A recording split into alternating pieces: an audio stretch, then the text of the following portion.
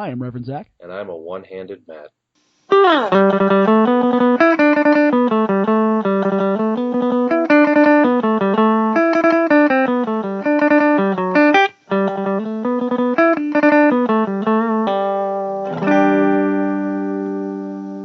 And welcome to This Movie Was a Hot Dog, a podcast where me and a friend of mine, Matthew over here, or my brother, watch a bad movie, critically, financially, or otherwise, then we review it, break it down, and tell you what we think. This is week 2 in December, getting very close to The Force Awakens. Very excited. And of course, we're pandering.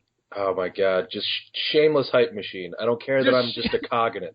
Doesn't matter. Just so excited. So excited. So that means, of course, we watched Star Wars Episode 2, The Phantom Menace. It was made in 2002, directed by the devil himself. Well, let's just get into it. Most of us know, everybody knows what this is. Yes, it's Attack of the Clones, first off. Well, I said Star Wars Episode 2. It's the Phantom Menace. Oh, did I?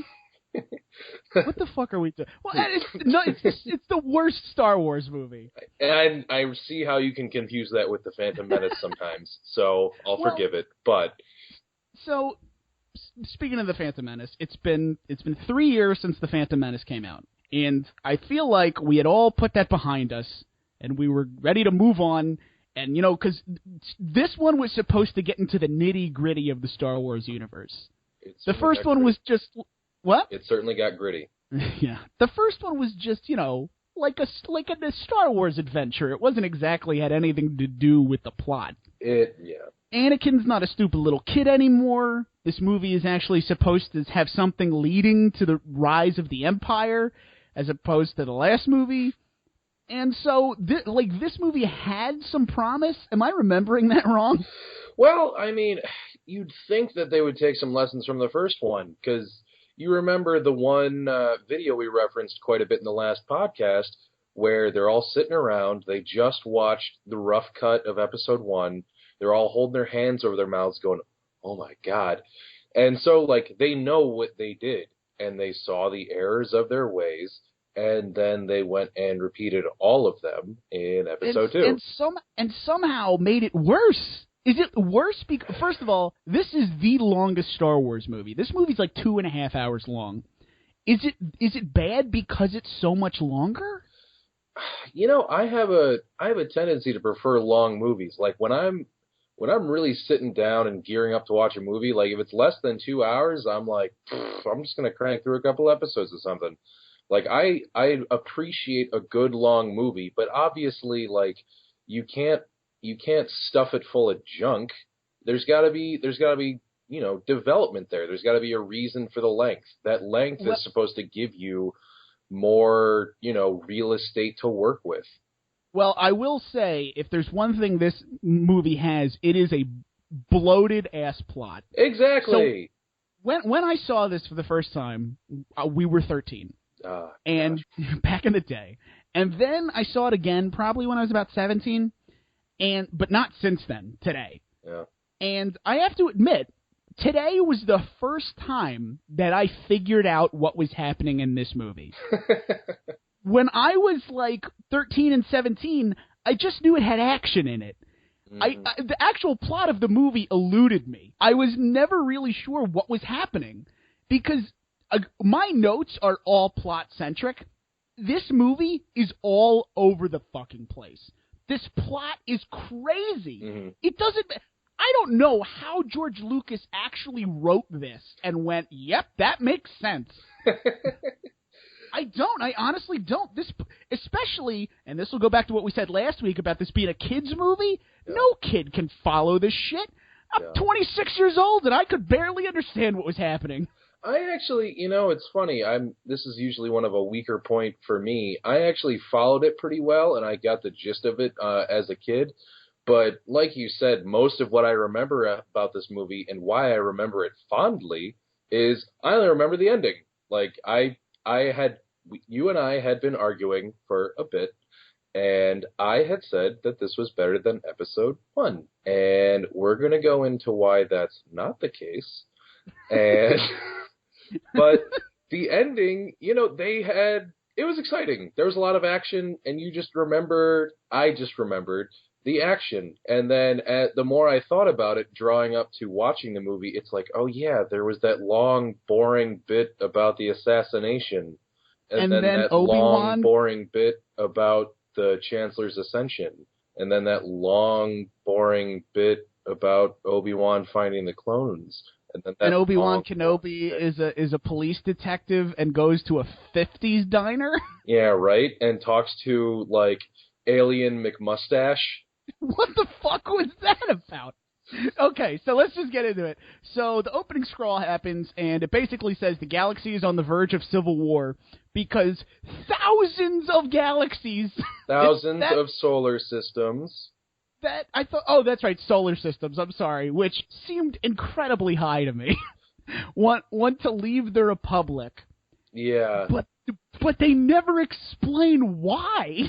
They don't, and that's something I have all over my notes. It's just like, why are they leaving? Why are they going?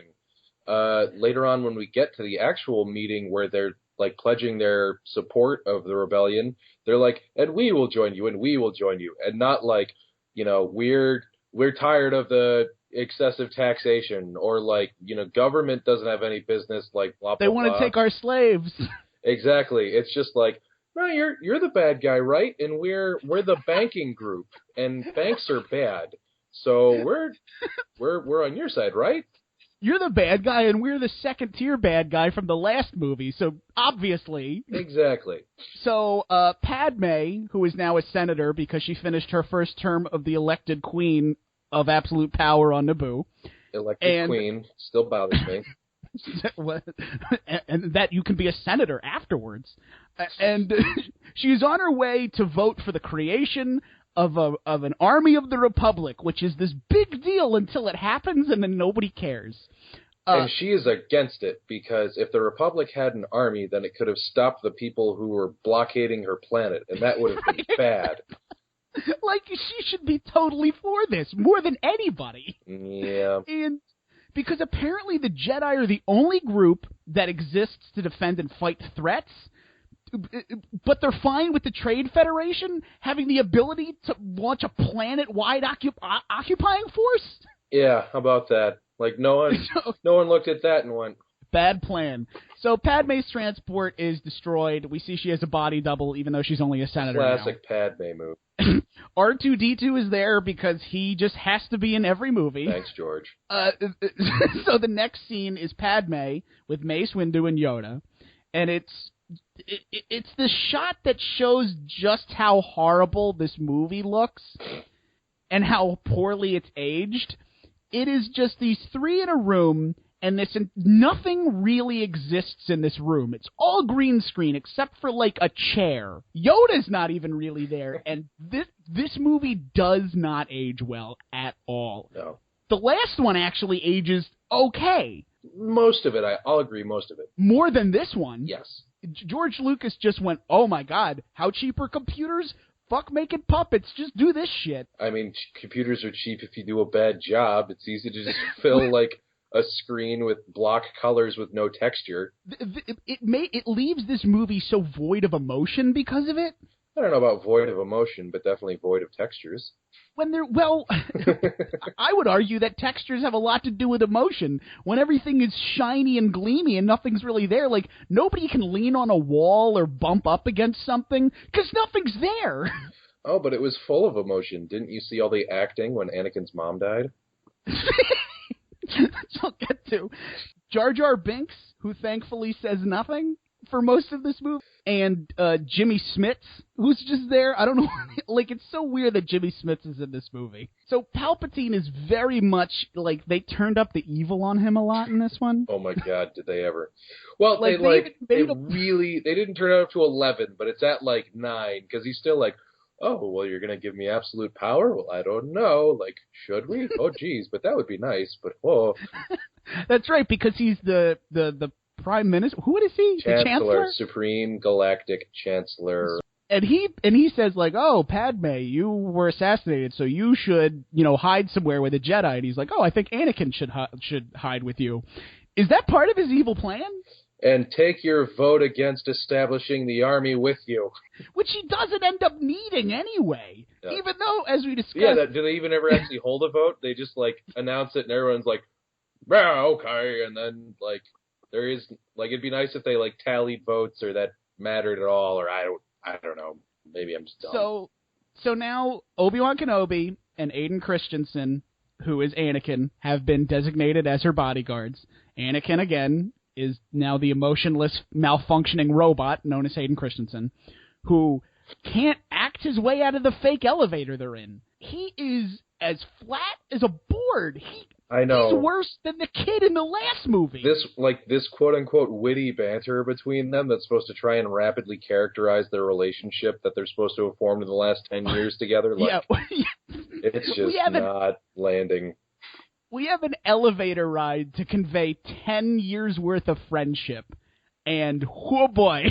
And so their resorted to technique was basically Ocean's 11. How so? Just like... Like, remember when you did that thing with me back in Nevada, yada yada? Exactly, just the snappy repartee of just, like, Clooney and Pitt just going back and forth, except, like, they're not nearly as charismatic as those two actors. I was going to say, I wouldn't even say snappy. I'd say befuddled and clumsy. Well, so that's how it was here. So the interaction between Anakin and Padme is instantly the most awkward thing I've ever seen in my life. I have to be honest, I skipped all the scenes where... That's fine. There's really not much to see. I know. It's clear right off the bat, like... Because he gets off the elevator, he has this weird line with Padme, and then 40 seconds later, it's very evident that he is a terrible Jedi. Like, without him even doing anything, like, Obi-Wan's like, I think we should do this. And he's like, no, that's a stupid idea, you idiot. And Obi-Wan's like, excuse me? Like, what the fuck? Like, I get it that he's gonna be Darth Vader. Like, build up to it. Don't just make him don't make him a jerk. Right? Like, just Palpatine walks on with, like, a hood basically already over his head, and Anakin is already basically like, oh, red's a cool color for a lightsaber, I guess. And then, and that's this movie. Like, he's supposed to be this sympathetic, not anti-hero, he's supposed to be confused. He's supposed to be lost. He's supposed to be kind of walking the line in the middle, and the Jedi are trying to pull him towards the good side, and then you've got the Sith trying to covertly steer him towards the dark side, and he's not supposed to... He's supposed to be in the middle. He's supposed to be confused. And he's not. He's a jerk. Yeah, he's just a dick. Jango Fett, who is this bounty hunter, who is hired to kill Padme, so in order to do that, he hires another bounty hunter to do it for him, and that bounty hunter gets a robot to do it for her. The amount of separation in this assassination is insane. Well, a few degrees of separation isolates you. However, how did she elect to assassinate our fair queen? Well, the first was the bomb. Then she gives this robot just, like, poison bugs. Little centipedes, which is, like, straight out of Asian culture. But these centipedes are magic because as soon as you put them in a room with a human being, all they want to do is kill that person. Like centipedes. So they put him in this room. The Jedi sense that they're there, and he goes in and like just wildly flips this lightsaber in the dark, which made me very nervous. Inches from her, like cuts two bugs off of her with a lightsaber. So this is the movie where it really starts to diminish everything we had previously been told about Jedis. Yeah. They're very stoic, they're smart, they're in touch with everything around them and in the galaxy, because everything is created by this one all-knowing force, thinking before acting, and using violence only as a last resort. Yeah, they demonstrate that by having Obi-Wan Kenobi jump out a window and grab onto a robot. Yeah, I mean, I still feel like I get that from Yoda and Mace Windu quite a bit, because everything that they do is deliberate, but they're aggressive, like... snappy, cool repartee with Anakin and Obi-Wan and making them more impulsive. It doesn't land for me. And like Obi-Wan was arguably more conservative in the previous movie when he was quote unquote younger. and now he's 10 years older and instantly like way more reckless. Like what the hell? Not to mention this assassination plot. Like, well, you know what they are in this movie? What? They're space cops. That's all they are. That is the buddy cop. Yeah, they are going that way. They get assignments. Obi-Wan Kenobi gets a case. He has to go arrest this guy and interrogate him. No. They are just space cops. That's what they're relinquished to in this universe that George Lucas is slowly destroying. Yeah, I guess that's true, because a lot of the role that the Jedi Council described themselves as is like, we're peacekeepers, not an army. And so I guess they're trying to really transform that. Like, their whole role is, we settle disputes that are a little bigger, but still, pretty, as you said, it's kind of space copy. Well, in the first one, it's like that. Not in this one. In this one, it's like, stop that crime. Fair enough. So Obi-Wan jumps out a window and grabs onto a robot. Just not knowing where it's going, if it's just going to stop moving and fall. He doesn't know anything, but he's holding on to it. Anakin pursues the robot in a speeder, catches Obi-Wan, who is falling to the ground. Leaving Padme alone, by the way. Just saying. Yeah, right. After somebody just tried to kill her. They chase this bounty hunter through this impossibly to regulate traffic. You can't regulate this traffic on this planet. And there's some established lanes there, but... How, though? Tradition. How is Coruscant just not the home of the mid-air collision? And the brave. There's that stupid scene where Anakin jumps off the speeder. Oh my god. Falls for what appears to be an entire mile, then lands on a moving space car and somehow doesn't just explode into a pink mist. Yeah, no, I don't like Anakin being John McClane here. That, it doesn't work for me at all. And they try to shoehorn in that, that's his, I hate when he does that. He doesn't do this. Shut up. Yeah, right. I hate when he jumps out of our moving speeder onto another moving speeder and doesn't die. I wish he was dead. And frankly, this scene, which is 15 minutes long, is kind of boring. There's no suspense whatsoever. Obviously, they're in no danger. Yeah. Because there are 5 more movies after this. None of these people are gonna die.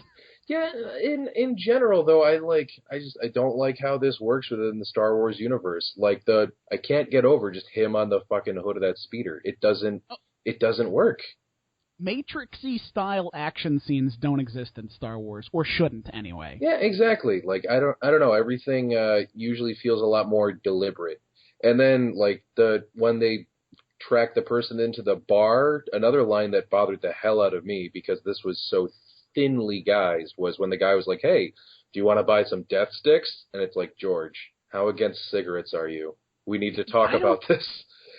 I thought they were supposed to be drugs. They're called death sticks, Zach. I don't know, man. But so before they get there, the ship finally crashes and they're chasing this assassin now on foot. Anakin tells Obi-Wan that it is a changeling, so it can shapeshift, which would be an amazing trait for a bounty hunter to have, except it doesn't use it at all. It's great, I'm on foot. I will take off my clothes and change you into another thing. Nope, doesn't do that, which renders that character trait completely meaningless. Yeah. Why does that exist if she doesn't use it? So there are 4 quick points I want to make that only bother me because they are back to back and appear in less than 2 minutes. Tell me about Obi-Wan, right before they run into the bar, says, "Relax, think, use the Force, don't rush. Even though I just jumped out a window and more or less approved of how you jumped out of the speeder, but running quickly into a club, let's take it easy." Slow down. And then when he goes, "This weapon is your life," because he lost his lightsaber, Anakin lost his lightsaber. Okay.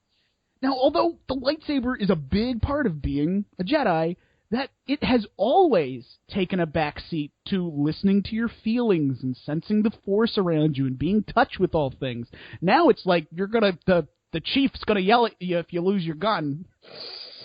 I mean, in this situation, though, it is kind of a self-preservation method, but yeah. I have this line. Obi-Wan says, I have a feeling you'll be the death of me, and all I wrote was, boo.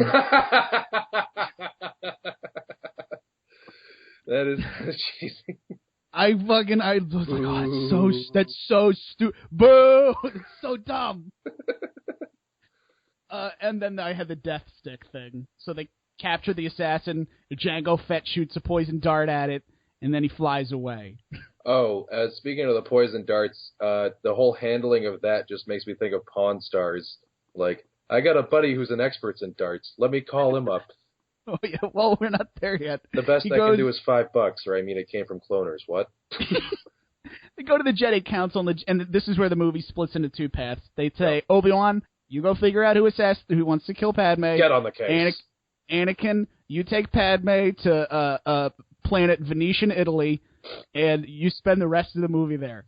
All right. You go there and, be with her, even though we think that you're kind of obsessed with her in an unhealthy way, and we're kind of sensing some issues with you. But no, you go alone. And this was suggested by Palpatine personally, and he's getting real evil lately. There's even a scene where he basically just he just skirts around saying, "I'm an evil Sith Lord." It's so thinly veiled that ooh, what's gonna happen? We know what's gonna happen. Just have it happen. This is where Obi-Wan becomes a police detective for the next hour of this movie, where he goes to find out what happened to the bounty hunter. Anakin, like I said, takes Padme to planet Venetian, Italy, where she leaves Jar Jar Binks in charge as a senator in her place. I feel like that is a huge leap. Why? There's literally no one else qualified on the entire planet. Not only that, you're telling me, in the Space UN, if a senator's not there, you need a stand-in senator? Watch C-SPAN. That place is empty all the time. No, they're not allowed to show that. This is the first movie where we're actually seeing the Jedi being involved with the government, both directly and indirectly. And Episode 1, it was mainly just the two Jedis being secluded. So in this movie, we're really seeing them in, working order, would you say? Yeah, I mean, this is them kind of doing their quote-unquote business as usual. The council is hearing a need, it's meeting the request and dispatching Jedi as they see fit. They're looking into matters, they talk about their own intelligence sources for solving some of these problems. So, yeah, I mean, this seems like just kind of another day at the Jedi precinct. And so...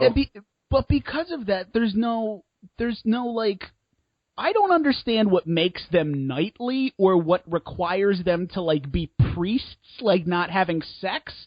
There's nothing in this movie that conveys that they are, a higher class. Yeah. Which I think they're supposed to be, right? Yeah, I mean, even Episode 1 kind of captures that better to a degree. You see Qui-Gon Jinn being kind of very, I mean, just because this is Liam Neeson himself, but, he's very deliberate, he's very slow. You see Obi-Wan as similarly much more tame. And yeah, the whole description of the two of them, Anakin and Obi-Wan, becoming kind of buddy cops in this one, I think you really hit the nail on the head there in terms of just, they lose that kind of otherworldliness and they become a lot more grounded and not in a good way. Yeah. They joke around a lot. Anakin's just like, hey, Padme's pretty hot, right? And Obi-Wan's like, what? He's like, oh, nothing. You crazy kids. Obi-Wan goes to police detective Obi-Wan goes to one of his best informants, Dexter Jetster, who, first of all, that name, whatever, is a big fat alien who runs a space 50s diner? 19 space 50s? With a space 1950s robot waitress. This whole scene made me so mad. It doesn't make an ounce of sense. It does, in the conceit of this scene means that there was a space 50s. And not to mention that it further does the obnoxious freaking buddy cop movie where Obi-Wan goes and it's like, oh, I'm going to go to my favorite diner, which is totally a thing I have as a Jedi who was selected at youth and separated from the general population. Right, this is where he gets a cup of coffee and a bowl of spaghetti at 3 a.m. when he's working a tough case. After he's been drinking all night. Right, exactly. It's what a Jedi would never go there. Yeah, it's just, yeah, they're really dirtying him up, in my opinion. I don't love it.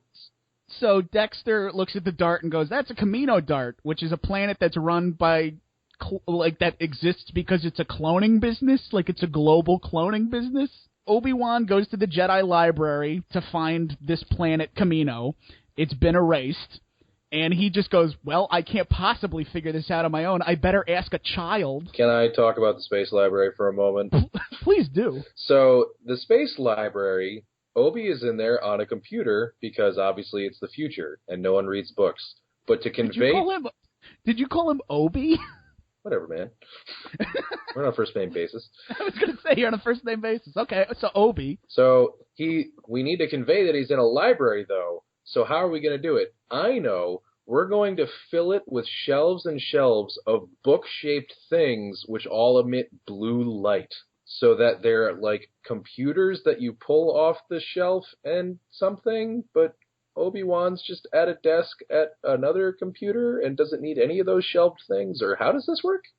Because the thing he gets too is just like a little golf ball thing. Exactly. So there are no books. It just is that. It just is like that to look like a library. And in case you forgot you're in a library, they put up a casting call for you need to look and act like what I picture when I close my eyes and think of a stuffy librarian to go exactly scold him while he's and like, is this this maybe wrong? And she's like, library. And this is the Jedi archives. Do you need to be an old Jedi lady to run the library, or can like a civilian do that? So like he goes to Yoda and he's like, this planet is supposed to be there, but it's missing. And he goes, and Obi-Wan says this. He goes, all the gravity's like around here, like there should be a planet here, but there's not. And the kid, and he's like, well, clearly somebody deleted it. Yeah, like they spell it out for him. What a fucking idiot! Why would you make Obi-Wan incapable of just a child, a 5-year-old child figured it out? Get that kid on the case. But this was very something small that upset me. In this scene where like Yoda is training all of these little kids, they're all doing the thing from A New Hope. Yep. Where they have the blast shields down and they're fighting the lightsabers against the little shocky orb ball. Mm-hmm. That wasn't in the first movie because that was standard Jedi training. That was Obi-Wan giving him like an on-the-fly lesson while they try to sneak into the Death Star. Like that doesn't make any sense for it to be in this movie. But it's in this movie because it was in the other movies. And and I know, obviously, if we're doing all 3 of the prequels, like, we're going to harp on it a lot, so who fucking cares? But it's like you said, there are things in these movies that are just there because, hey, Star Wars, right? Yeah. And like when C-3PO shows up later.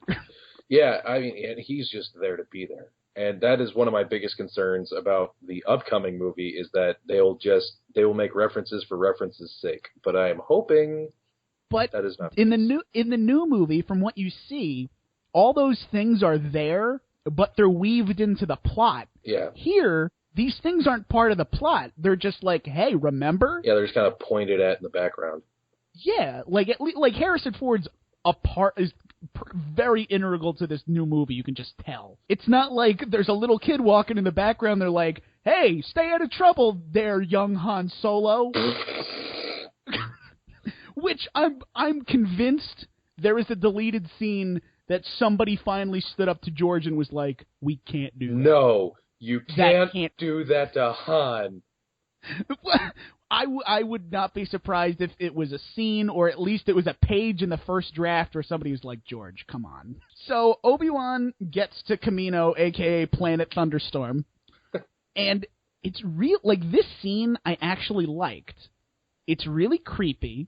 These long, lanky aliens know who Obi-Wan is, and he is immediately ushered to the leader of the planet.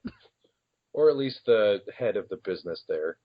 They called him Prime Minister, and these are global governments. They throw titles around in here a lot, so I'm just starting to. Well, the elected queen. Exactly, like he's the CEO or whatever, or at least the head of sales. So they take Obi-Wan to the head of sales, and he goes, "We have your whole cloned army based on the order from Jedi Master Sifo Dyas, and it's ready for you guys. And he's like, great. Wait, no, that's not what he does. Instead of playing it cool and being like, oh, that's great. Hey, can I see the original order form? I want to double check something. Or do you have any notes from the first meeting? He's like, what? Come on. Sifo who? That guy's dead. What the fuck are you talking about? Like, he plays it so bad. Well, for a space cop. But yeah, like, it's funny how she greets him, and she's like, oh, we thought you were never going to come. Like, why didn't you come sooner? And what, like, they didn't have any kind of contact with, like, the galactic government. They never, like, that they are making an army for. And beholden to as part of the galaxy. And this is a part of this movie that has a legit mystery. Yeah, this is probably the only part where it was really actually somewhat suspenseful and interesting, I'd say. And Obi-Wan is completely unsure of what's going on, even though he plays it like a moron. But, so the mystery is that some Jedi named Sifo Dyas commissioned a massive clone army for the Republic 10 years ago. When he was the Yoda of it. And we don't know why, and it's never explained. It's never explained who he was. It is explained who he was. Well, okay, yeah, he's a Jedi Master, but, like, what does he play into this? Why would he do this? And I don't want to hear any of this fucking, it was in the book, blah, blah, blah. It's in the movie. I know, yes, I know he is a Jedi. And he was a Master and he was on the Council. I got that shit. I'm not worried about that. Yeah. Why did he do this? They don't know. And that's the whole point. Like, he goes and asks the Jedi Council, he's like, so he did this when he was the Grand Master. Like, was that okay? And they're like, he did what? And so that's supposed to kind of be like, oh, pulling on this string yields more string. We're not quite at the unraveling point yet. It never gets explained, though. It does in the next movie when it becomes clear that Palpatine did it. Yeah, but through this guy, why him? Was he a Sith secretly? Why was he working with Palpatine? He was assassinated. By who? Boba Fett. You don't even know. Like, I agree with you that this is a mystery. Don't show me a mystery and then never give me closure. Well, ever. If they don't in the next one, then you can bring this back up. I think they kind of close it up in the next one. I know they don't in the next one. Well, let's see if I can go, redeem myself for thinking that this wasn't a terrible movie. Oh, no, right this about is that. a terrible movie. I know, I'm just saying. So I'm 0 for 1 there, but... Okay. So we are introduced to the stormtroopers in the worst possible way. Every single stormtrooper is a guy from New Zealand. Yep. And Obi-Wan meets Jango Fett, who is the model for these clones. And what a model. And before we go to this, before we go with Jango Fett, like you said earlier, I just remember when they're like, oh, we've been expecting you. The army's ready, and it's been 10 years. Were they never like, do they want to come and make sure that they like what we're doing? They're going to come up in 10 years. If they don't like it, we don't have time to make it again. Not to mention, like, is it our job to send them there? Are they picking them up? Like, did they request delivery? Like, we'll feed them and train them, but when they're ready to go, like, they got to get out of here. Right? They're going to eat us to the bankruptcy.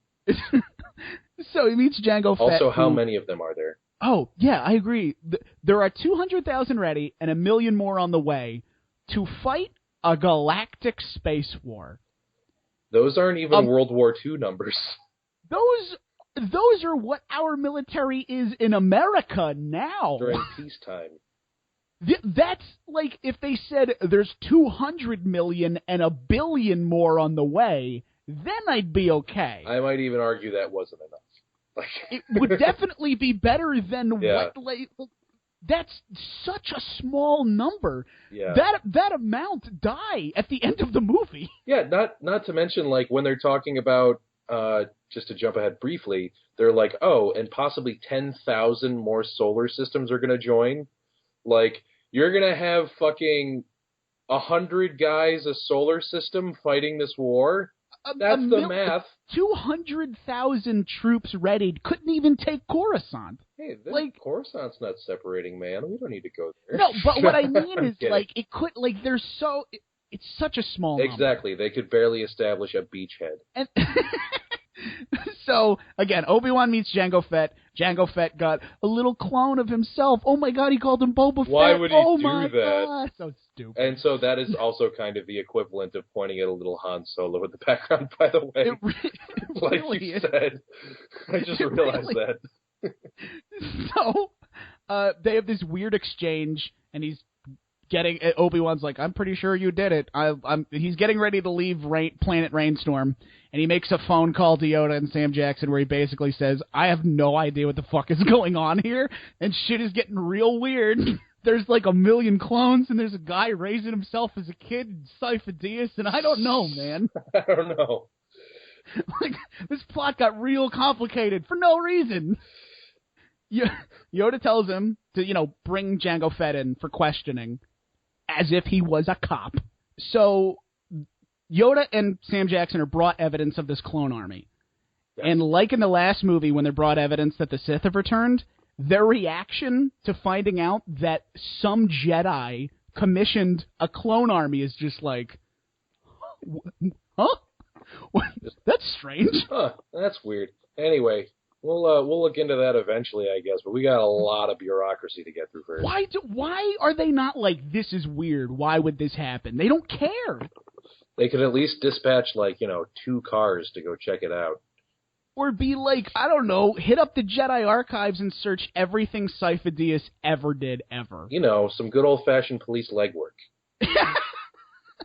You better put on a pot of coffee. We're going to be here all night. Oh, boy, Yoda, just like the old days, huh? Nudge, nudge. Call Dexter Jetster and have him send over 4 space chili dogs. So Obi-Wan gets in a Jango Fett fight. Obi-Wan gets hit directly from a blaster by the ship and only suffers a very minor fall. Yeah, not to mention, that's kind of like how Padme's ship blows up in the beginning, and her body double's only reaction is like, oh, that kind of hurt, and I have a couple scratches. Not like, oh my God, here's pieces of your body double. I'm on fire still, help. And then there's a fight and a chase scene. I don't like the fight. Who cares? I remember it seeming so cool. It doesn't age well at all. And from just the evidence that he tried to run away, we're like, see, he tried to kill Padme. We just know now. They have a spaceship fight. That also happens. And then Obi-Wan follows him to where the Separatists are gathering strength and building a robot army to eventually secede from the Republic. Can I talk about that asteroid field for a moment? Please do. They talk about it like it is a huge, unavoidable obstruction in space. It looks like it's about the size of a football field. That asteroid field is the planet's rings. It is. Oh, is that what it was? It was 2-dimensional. Obi-Wan could have just flown above it and just watched the guy. And then, I'm not going in there. I'll just wait for him to come out. Fuck it. I can move as fast as he can. I don't have to dodge all that shit. Nope. Goes right in there because George Lucas is like, you know what we need? We need a space flight through an asteroid field. If you're going to force me to do that, it better be 3-dimensional. Otherwise, you're an idiot. Well, they need that because they did that in Empire. Exactly. They need that like they needed the scene of Anakin on top of the speeding car because it rhymes. It's like poetry. It rhymes. It's a haiku. Shut up. Don't worry about it. I'm George Lucas. So they have that stupid space fight. They get to the Separatist planet, and we meet Count Dooku, which, following the Lucas prequels introduction of he's just sitting in a chair.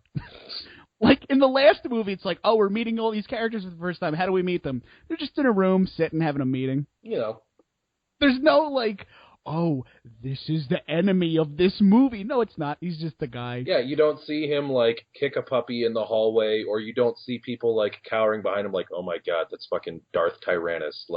And they only say they only call him that once. Yeah, and not even while he's there.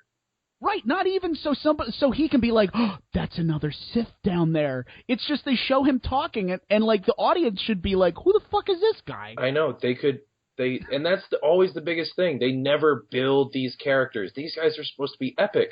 Like in the last one, when I talked about like, oh, we're getting a Sith Lord like Darth Maul, like not any kind of reputation. He's the something of somewhere, or he like these are his deeds, or like I hear he did this, or like in general a Sith is like that. Oh my God, like just nothing. It's just there he is, boom, checking off boxes. And, well, and another thing that upsets me about him is like, and I'm honestly asking you this because I can't tell. I can't. Are we supposed to think that he's not a Sith and he's just like a guy until the end? I think we're supposed to think that for all of 30 seconds. I don't. But because he has that speech with Obi-Wan, which we'll get into later, but he like, there's nothing where he's like, dark side, blah, blah, blah. Even though, like, in the commercial, he's fighting the trailer for the movie. He's having a lightsaber fight. Yeah, but don't, why you gotta bring that up? Like, I mean, well, it plays into the last movie where it's like, who's the Phantom Menace? Are we not supposed to know this? Is this supposed to be like, oh my God, I was so surprised. This menace was so phantom.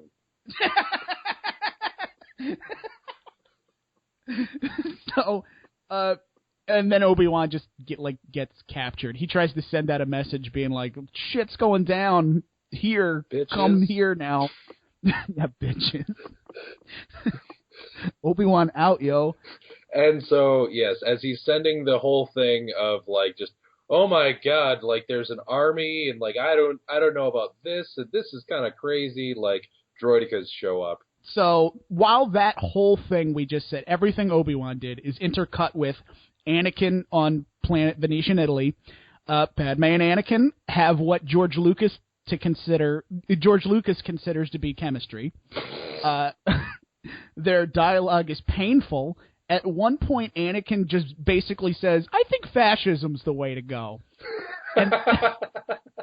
And like, they laugh it off. Like, Padme's like, oh, you're silly. It's so painful that this is this movie's version of subtlety. Most of the CGI backdrops of their scenes as well are also like the worst in the series. I don't know if you noticed that, but like when Padme and Anakin are having dinner and like, or I guess having fruit, not necessarily dinner. Yeah, they're not having dinner, they're having pears. Exactly, like they sat down at a formally decorated table and there's just like a pear on Anakin's plate, and it's just like, oh boy, it took 30 minutes to come out, I hope it's worth it. Like, but they had to cook the pears? I don't know, like, fucking make it look like a feast, but then they'd have to use real props. It really is. It is strange, and I at this point, this is the most nitpicky thing you could possibly do. I know, but come on, it's so dumb. No, I agree with you. It like they are, because she changes her like fantastical ball gowns like every 40 seconds. She's in a new like elaborate gown.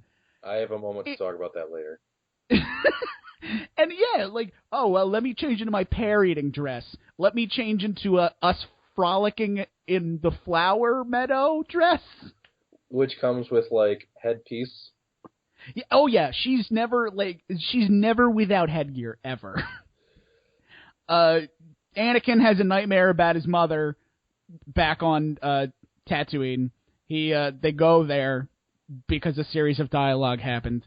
He finds out Watto sold her. He goes to where she was sold. That's where we meet young Uncle Owen and Aunt Beru. Oh, is it? Man, I didn't care about anything that was said then. I spaced out. Oh yeah, that young couple is supposed to be Owen and Beru. They say that because... And he goes like, I guess you're like my half-brother. That's the last thing he says.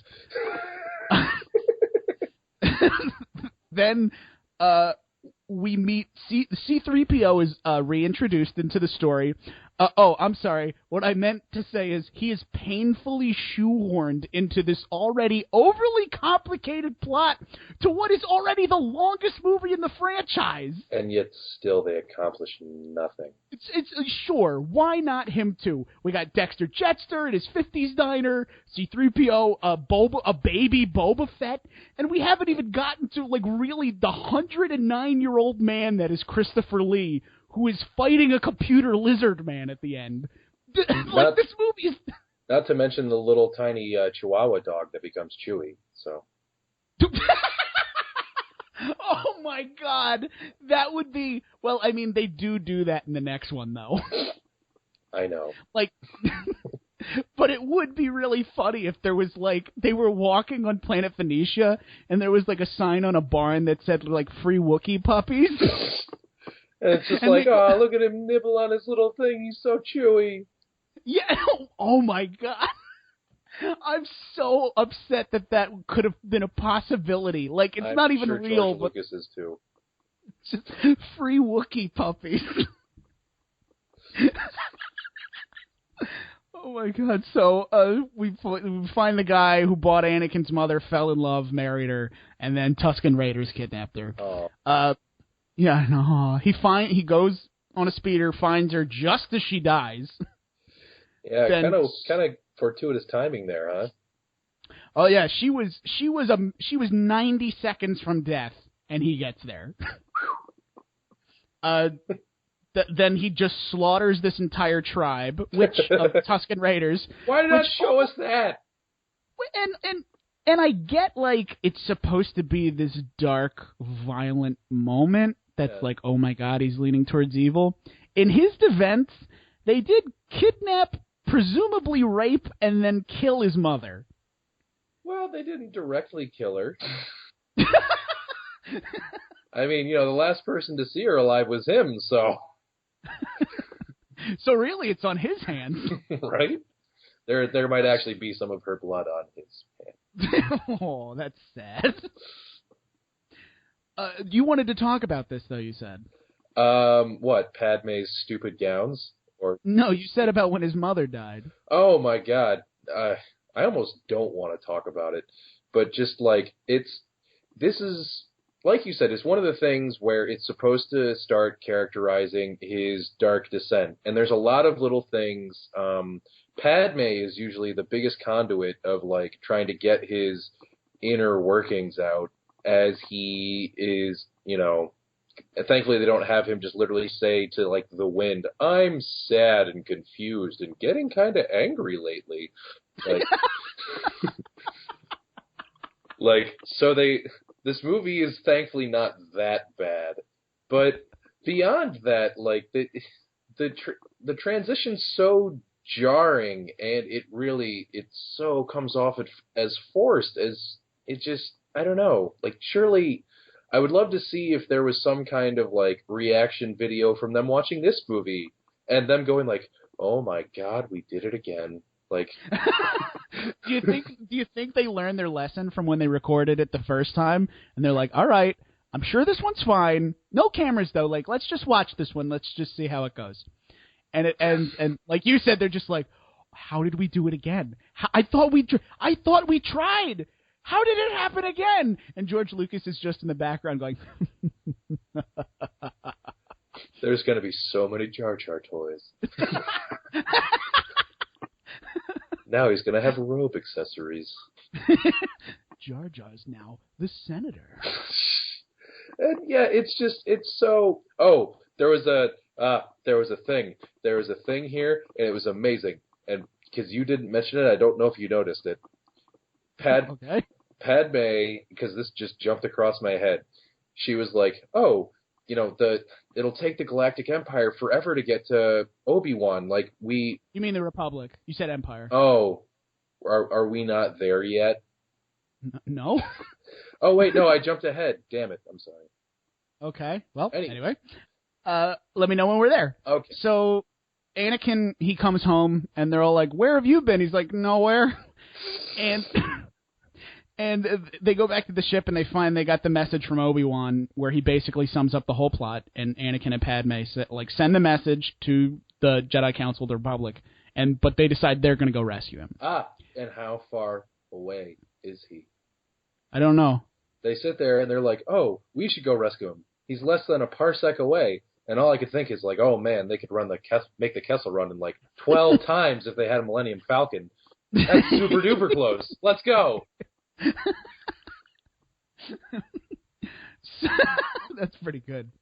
So while they go to rescue him, back on Coruscant, Palpatine is continuing to pull a very slow Hitler, as I'll call it. Hitler is compared to a fast Hitler. Well, I think Hitler set the record. Jar Jar Binks puts the motion forward to give Palpatine emergency powers. Classic Jar Jar. Classic Jar Jar. You know how in the first movie Jar Jar was always trying to destroy democracy in the universe? He finally does it. Wah, wah. Wah, wah. So everyone's like, yeah, we're cool with that. Like, no vote. It just happens. Just rounding applause. Palpatine literally says, I love democracy, and I will totally relinquish these powers when this crisis is over. You guys don't even worry about it. Okay, Dwight. No, okay, Hitler. And then honestly, he immediately... his delivery made me think more of Dwight, like, I promise I will relinquish It was powers. so ham-fisted. I know. Like everything in this movie. I know. And then Palpatine goes, well, while we're all here, we now have an army. We found a bunch of clones. I'm not worried about it. Apparently it's paid for. And we're gonna use them. Like, did Sifo Dyas pay, like, in cash, like, ahead of time? Or did they gotta buy these things? Zach, he used the Force. Oh, that's right. I'm sorry. So, cut to Obi-Wan, who is captured by Dooku. This meeting. What? This confused me so much. I didn't know how to read what happened. I didn't either. So let's talk about what happens first, and then we can discuss it. Okay. So Dooku, he goes up to Obi-Wan Kenobi, and he goes, "Hey, we're doing this, but I'm not the bad guy. You don't realize what's going on. There is a Sith controlling the Senate, and we're trying to build an army and separate to protect ourselves." Right? He says that. He says that. Yeah, exactly. He literally gives away, like, the plot, and right. And it sounds so earnest, and like, for a moment, a hot moment, I'm like, is he the good guy? Right, but they change it, like, minutes later. And Obi-Wan the whole time is like, no, you're an asshole. I'll never join you. Like, out of nowhere. Well, so obviously Dooku is Palpatine's apprentice, which makes this even weirder. Right, so why would he say that? I get you want to try to throw the Jedi off, but when you tell people, you're trying to throw people off with a fake plan, don't throw part of your real plan into it. Yeah, it's funny. My roommate actually went like, maybe he was trying to like say what it was, so they'd be like, "Oh, that's too crazy. It could never be true," and thereby like rule it out. But like, no long, well thought out description makes sense. Like you cannot write a sensible treatise on what just happened.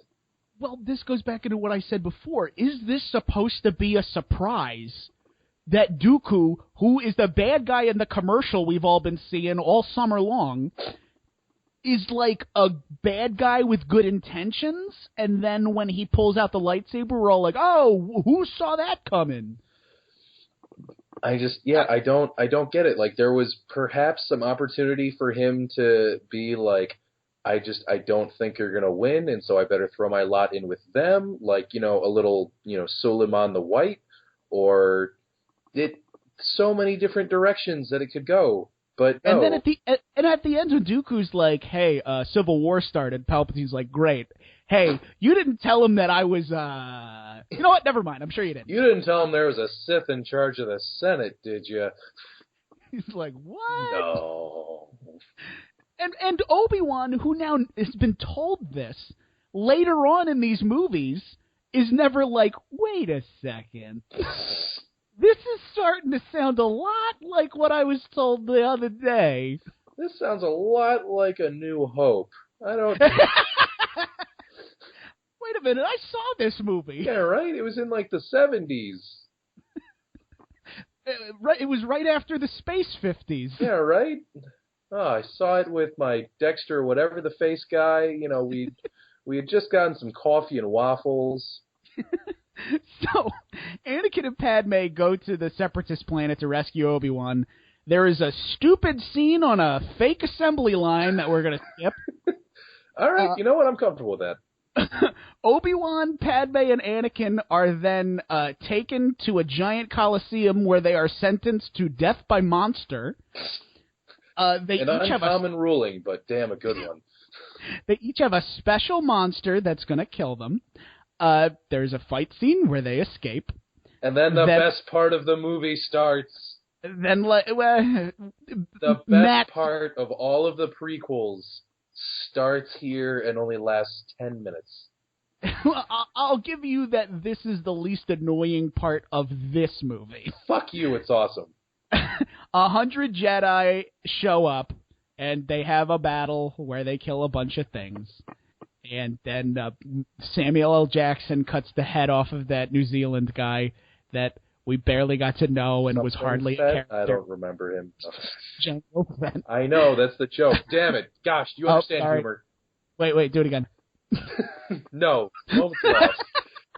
So, I know you love this scene, and I think this scene is the perfect analogy for this entire movie. There is so much fucking shit going on.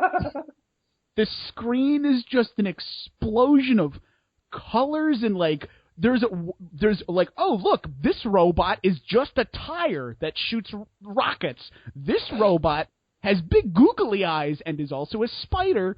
This robot has a giant Pinocchio nose that is a laser beam. Yeah, it's a piece of artillery. But why? The clone You just troopers, don't understand. I'm sorry. I just do not think that at this point in this movie, it's been 2 hours. By the time this happens, and you said it earlier, by the time this happens, it's way too little too late. Exactly. So if I can take over for a moment, because I actually enjoy what's going on here. Please. So yeah, it just, like you said, it's very exciting, a lot of actions, lots of lasers and light swords in between. I bought into it, I'll admit. And this is the part I remember most from the movie. And if we're in Matt's memory land, then this happened like half an hour into the movie. However, Matt's memory land must be a great place, because all these movies aren't as bad as they are in real life. Oh man, it was a great place until earlier today. And so, yeah, I watched it, and it's just like, oh my god, it's an hour and a half, and we still haven't gotten to the Coliseum scene that I loved so much. And, like, it's only 10 minutes of the movie. It is in the last fifth of the movie. The fifth act is supposed to be wrapping things up. This is the climax that should have happened, I don't know, minimum an hour ago. If this movie was like a solid 70 minutes long. Yeah, right? Like, because there is a ton of fat you can trim out of this. Oh my god. Like, just get rid of the whole movie. The assassination attempt, who even cares? Take out the scene where, like you said, where Obi-Wan does, like, police legwork. Just have him be like, oh, this dart is a something dart. Hop in your plane, you're on planet Rainstorm. Why do we gotta ask a kid and talk to Yoda and grab a cup of coffee with our best friend Dexter from when we saw the first one of these movies back in the space 70s? Or see Padme and Anakin alone ever? Oh yeah, cut that shit right out. I mean, in me watching the movie, I did, and I don't feel like I missed much. I did the same thing. Anytime they were talking, I was like, yep, got it. Like, okay, we'll check back in a few minutes. So, I do want to touch on something you said last episode, which I agree with in this one, where the lightsaber choreographing is so staged. It's so stilted. He holds it up and waits for it to get hit before he starts his next motion. It's not reactive. Well, not even just that. In this scene, they're like, it's not when they're fighting lightsabers, although that is a problem later. The scene when they chase Count Dooku off to No. This scene when they're in the Coliseum and they're all deflecting lasers. Yeah. It just seemed like, because there's so many Jedi in this scene, it seemed like they were told, like, just swing your arms around. That is what they were told to do. Have you ever seen the interview with Samuel L. Jackson? Oh my God, is that really what they were told? Yeah, so Samuel L. Jackson, and this was actually kind of cool if you only look at it of the scope of him and don't think about the rest of the movie, but he was told, like, so you need to picture yourself, you're fighting a monster, and he's like, how big is it? And he's like, how big do you want it to be? And he's like, how fast is it? It's as fast as you want it to be. And he's do you have any models, George, or are you just having me do your job for you? He was having him do his job for him. And so Samuel L. Jackson was literally like, it was great. So I just went and I swung it around and I was like a kid, with like a sword, and I was just going nuts and having fun. Like, that sounds really cool in the context of, like, maybe one fight with him against a monster to be added later by CGI. But if you're using that for everything, it doesn't work. Now I'm just imagining George Lucas being completely out of ideas, and he just keeps pushing Samuel L. Jackson. He's like, so, like, what color do you think it is? Do you got, like, a name you'd call it? Do you got, like, a name you'd call it? Do you think you could draw it for me? How good are you with computer rendering? He's just so spent. He's got no ideas anymore. He's just like...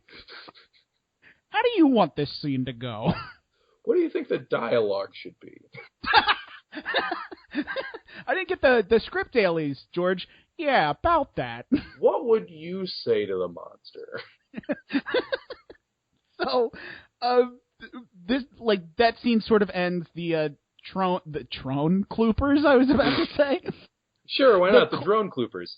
The drone cloopers pop down, and they're like, great, now we're having fucking the World War Galactic Space 3 broke out or whatever, and somehow suddenly, the battle lines are already drawn somewhere, like the armies have already formed up and are ready to charge across the field, like unbeknownst to all the people controlling them in the stadium. Even though they were surrounded a second ago, like, they're like, see, we're all around you because this planet is us and you 5 people. Now it's like, oh, nope, we're all over here. Yeah, right? And, like, you'd think the Federation assault would center on this Coliseum where all the bigwigs are, but it's just like, nope, just open battlefield. So Christopher Lee has the plans to the Death Star, and you go, wait a minute, I thought you said earlier that you were the good guy. What? And, don't look at this. This is just a cookie. And he's like, oh yeah, here's the plans to the Death Star. By the way, I'm the bad guy now. I have to go to Palpatine. And we're like, what? See ya. So he just gets on a speeder. Obi-Wan and Anakin chase him. And they don't shoot him the whole time because they're out of rockets and their lasers are also out of laser? Diamond power? Don't worry, it's just another plot hole. People won't even notice them at this point. It's just this plot is Swiss cheese. Just go with it. Thanks, George. So they chase him to his space garage, and they have there's a lightsaber fight between... Which is all that can be said about it. Right, between a 35-year-old man and a 98-year-old man. Somehow the 98-year-old man gets the best of the younger guy. Like, both of them. The CGI flips that Christopher Lee is doing are painful. They are unnecessary. The acceleration in them doesn't look real at all. And they hold their lightsabers over their head and swing them around uselessly way too often in this fight. And it's like, we know what an old Jedi who's really old fights like. It was A New Hope. Yeah. We all saw it in the space 70s.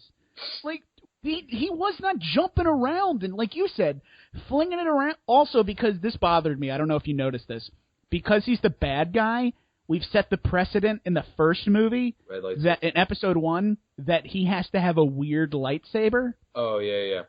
So his is like a pistol grip? Yeah, it's kind of weird. There's a whole, there's many resources out there to, like, of all the different lightsaber designs and the justification for them. I thought it's kind of interesting that I don't want to have to do extracurricular research to figure out why he's got a pistol grip lightsaber. Just don't do it. It is kind of weird that none of the Jedi seem to customize theirs more so. Yeah, you're right. I would buy it if it was like a thing. Like it's like, hey, you just make it you. Yeah, right. Like it's my life, so Yeah, maybe I want it to be like a minty green as opposed to like a lime green. why not have a puppy face at the butt? Why not? Or Wookiee puppies. Yeah. Yeah. So they have this fight. Anakin gets knocked out first. Then Obi-Wan gets knocked out, so Anakin's back in. Tagging in and out. For no reason, Anakin then just uses 2 lightsabers, even though that seems like that would be a big hindrance. Well, clearly it is. He doesn't use it well. Oh, yeah, he gets his arm cut off and then force thrown across the room, and he just is no longer part of this movie. Yoda shows up. They have a force-off. Who can force the heaviest thing and who can shoot the most force lightning. They're at a standstill, and then Christopher Lee goes, how about we have a lightsaber fight now? And Yoda goes, okay. He literally says that. He goes, how about we fight with lightsabers instead? Then 2 CGI old men jump. They just jump a lot. Well, when you say an old man, a 100-year-old man and a 900-year-old green puppet. For their respective races, they're about as old as you get. It would seem, yes. Christopher Lee forces a heavy thing. And then Yoda stops it, and he gets away. He meets Palpatine, who calls him Darth Tyrannus, which is a much cooler name. Yep. And he never uses it again. It is rarely used. This is like they maybe say it once, They say it once before in the movie, and then. And I don't even think they say it at all in the next one, because he's dead in like the first 5 minutes. Spoiler alerts. No.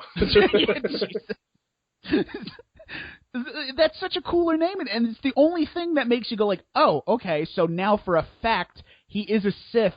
Why did he say all that other stuff before? There's a cry for help. It's like, I really don't want to do this. Please help me. Obi-Wan, please. No, fuck you. Oh, come on, man. So they go like, there's a civil war now. We're at another conference room where Mace Windu, Yoda, and Obi-Wan Kenobi are talking about the possibility of a Sith controlling the Republic, and they're all like, nah. Nah. We know. That's stupid. That's a dumb plot point. Even though the day before Palpatine became a legal dictator, created an army, and then started a war. Pretty quick turnover on all of that, in fact. He did it in like 10 minutes, and they get this, like, there's an evil guy who's trying to destroy the Senate, and they're like, that can't possibly be true. That does not match up with recent events.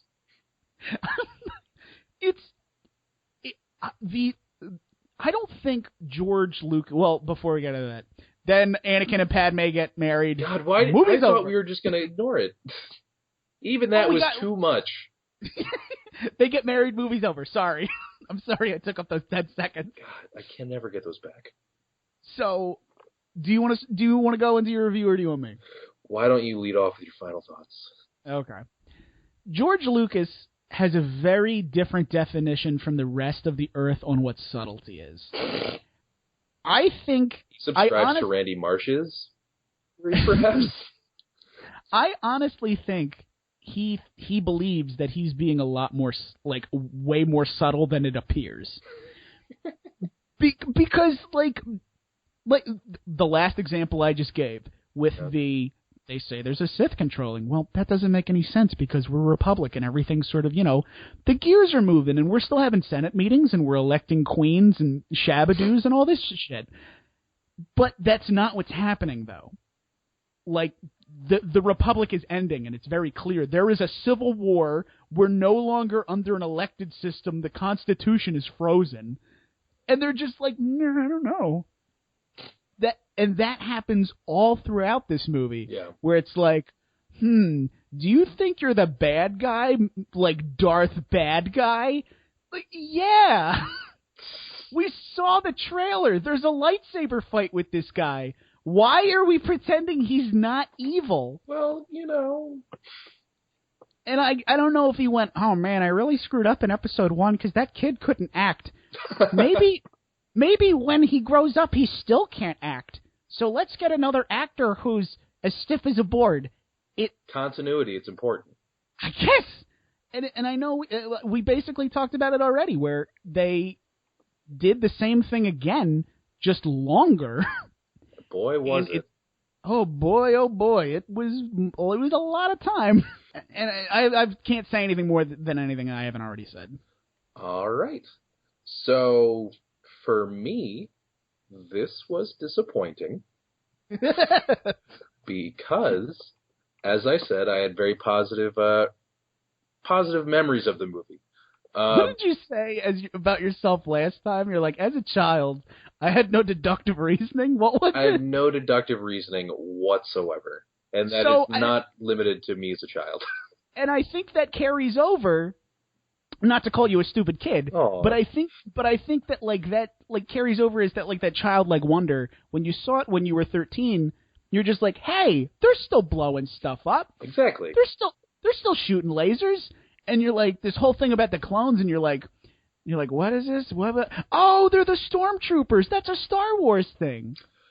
Yes. To a large degree, that is it. And like the fight with Boba Fett seemed cool when I was a kid. It seems stilted and unnecessary now. The Coliseum scene was such a huge part of my memory of it. I thought it was a huger part of the movie. I think I mentioned this before. If I hadn't, then I'll do it now. One of the old adages for writing anything is this the most interesting point in this character's life? And if not, why are you not showing us that? And so when it comes to the Clone Wars, all of the Clone Wars takes place in between the second and third movies. And you are left with an animated series to do a lot of characterization for characters who become huge in the third movie. Which didn't even exist at the time. And I would have loved to see plenty of that in this movie. And maybe less of stupid shit that didn't matter. Why are we trying to assassinate a single senator in a Senate with apparently tens of thousands of systems? That doesn't seem worth your time. Has there been a recent outflowing of assassinations? No, then who cares? Why is she so important? It doesn't matter. And then just one thing to the next with the bad CGI backdrops, with the weak characterization, like they try and force it through banter. It doesn't work. They have plenty of opportunities to do real characterization for both the Sith as a group and individual members like Count Dooku. They don't. They generally write themselves into corners and then get depressed about how they've written themselves into corners. We can't talk enough about how they take no lessons from the first movie and apply them here. It's easy to lump them in and be like, oh, well, they didn't challenge George Lucas enough in the prequels. Like they watched the movie they made when they didn't do that, and at no point in the making of the second movie did they learn. And it's impossible to me. It baffles the mind. To your point too about the uselessness of her being assassinated, and also to tie that into like my issue with like the way he tries to subtly do things. It was like with the pod race, where it's like he wanted that in the movie and he had no idea how to get it in. So he just made it happen regardless of how it affected the plot. Exactly. He needed to get Padme and Anakin alone because they have kids, she dies, he becomes Darth Vader. As boring as their love story is, for him to become Darth Vader, that needs to happen. So he couldn't figure out how to get them together. So he made up that plot, even though it really has nothing to do with the story and really doesn't make sense in the grander scale of she is one of 100,000 senators. This would not really happen. Like they wouldn't go like send this Jedi because they don't even have enough Jedi to protect every senator if that was the case. Yeah, and again, like it would make sense if it's like, oh man, they're assassinating people who are going to be against the vote or like, against the formation of the army. And so it's like, they've already killed like thousands so far and like she was the next on the list or something like that. There's no they gloss over the parts that need justification and they harp on the parts that, let's be honest, we could all do without. Like, did we ever need to see Jar Jar Binks' presentation to the Senate? No, we could have just been told, like, hey, that happened and it went through and your buddy Palpatine, well, he's Hitler now. So, well, that sort of brings me into let's do suggestions. Please do. So I don't know what you have, and obviously we're running very short on Star Wars related material. I want to suggest this thing. I'm sure a lot of people have already seen it by now because it's December or whatever the fuck. There was a fan theory going around that Jar Jar Binks was supposed to originally be the evil Sith Lord that has always been pulling the strings, and that like he lays it out amazingly. And I highly recommend Googling it because if you look it up and you read it, it's obviously a fan theory. It wasn't supposed to be true. But they have this quote from George Lucas going like, I really wanted to do things with other characters and like people reacted very poorly to certain parts, so I had to scrap it. And you're like, oh my God. And he has this evidence about how he fights.